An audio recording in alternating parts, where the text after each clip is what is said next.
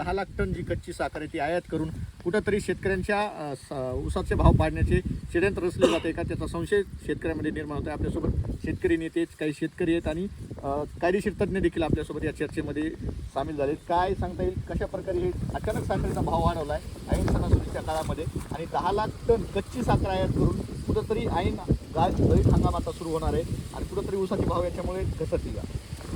नक्कीच अचानकपणे जी का साखरेचे अनैसर्गिक भाव वाढले, जी भाववाढ झाली, या भाववाढीमागे नेमकं काय लॉजिक आहे हे लक्षात घेणं गरजेचं आहे। या ठिकाणी खास करून जर विचार केला तर आजच्या परिस्थितीमध्ये गाळपही संपलेला आहे, गाळप हंगाम संपलेला आहे, येणारा गाळप चालू होण्याला अजून किमान 3-3.5 महिने वेळ आहे आणि बऱ्याचशा कारखान्याने पण साखर विक्री केलेली। जरी काही कारखान्याच्या गोडाऊनमध्ये जरी आज साखर दिसत असेल तरी बऱ्यापैकी त्या साखरेचा सौदा झालेला आहे आणि ती साखर पण व्यापाऱ्याची। एकंदरीत एक विचार केला तर या ठिकाणी नेमके साखरेमागचं लॉजिक आणि या ठिकाणी काही मोठं काही असा एक सांगायचं तात्पर्य म्हणजे एक मोठा काही गैरव्यवहार या ठिकाणी होत आहे का?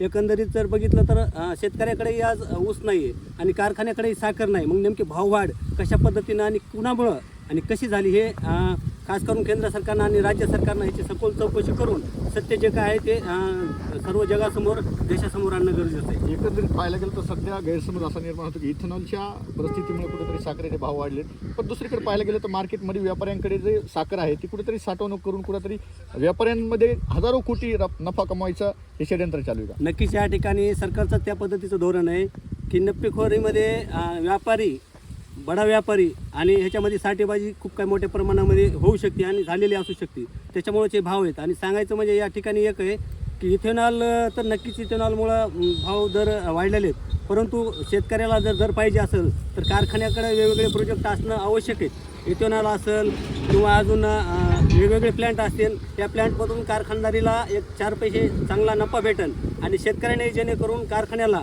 योग्य ते भाव चांगल्या पद्धतीने देता येईल। त्याच्यामुळं इथेनॉल नक्कीच साखर इथेनॉलमुळं वाढू शकते, पण त्याच्यामुळं शेतकऱ्याचं ह्याच्यामध्ये नुकसान होणार नाही असं मला वाटतं। अवघ्या काही दिवसांमध्ये आता गळीत हंगाम सुरू होणार आहे आणि हीच परिस्थिती असताना 10 लाख टन कच्ची साखर आयात करण्याचं धोरण सरकारचं सुरू आहे। मग कुठंतरी ही साखर आयात केल्याच्या नंतर 30 रुपये 35 रुपये साखर दरेचा भाव राहील आणि त्यावेळेस गळीत हंगाम सुरू होईल।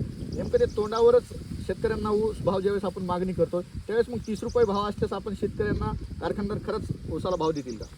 या ठिकाणी असं लक्षात येतं आहे की नक्कीच या ठिकाणी एक सांगायचं म्हणजे असं आहे की ज्या पद्धतीनं कारखानदारांना आज बिलं पण अजून बऱ्याचशा शेतकऱ्यांची दिलेली नाहीत आणि बऱ्याच कारखान्याकडं साखरही त्यांची विकल्या गेलेली। मग अशा परिस्थितीमध्ये एक शासनाचं धोरण असं आहे की एकतर शेतकरी आणि कारखानदार हे दोन्ही संपवायचे का, ह्यांचं कंबरडं कुठंतरी मोडायचं आहे का? आणि जेणेकरून ज्या पद्धतीनं आज राज्यामध्ये जातीमध्ये लोक विभागले जाते, धर्मामध्ये लोक विभागले जाते, त्या पद्धतीनं शेतकरी आणि कारखानदार याच्यामधला जो संघर्ष आहे हा संघर्ष जास्त प्रमाणामध्ये वाढवायचं शासनाचं धोरण आहे का, असं एकंदरीत त्यावरून लक्षात येते। नक्कीच आपल्यासोबत कायदेशीर